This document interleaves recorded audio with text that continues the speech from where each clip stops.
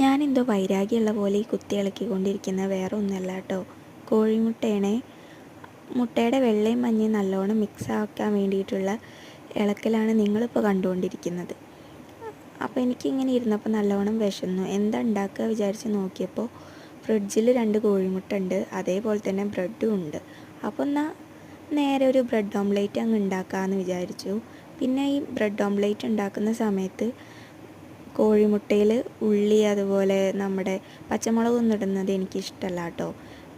കോഴിമുട്ടയിൽ ഉപ്പ് മാത്രം ഇട്ട് ബീറ്റ് ചെയ്ത് ബ്രെഡും മുക്കി പൊരിച്ച് കഴിക്കാനാണ് എനിക്കിഷ്ടം. ഇങ്ങനെ ചെയ്യുമ്പോൾ നല്ലോണം വിശക്കുന്ന സമയത്ത് നമുക്ക് ഈസി ആയിട്ട് ഉണ്ടാക്കുകയും ചെയ്യാം, അതേപോലെ തന്നെ നല്ല ടേസ്റ്റുമാണ് അല്ലേ ഈ സംഭവം. അപ്പോൾ എനിക്കിങ്ങനെ ഉണ്ടാക്കി കഴിക്കാൻ ഭയങ്കര ഇഷ്ടമാണ് കേട്ടോ.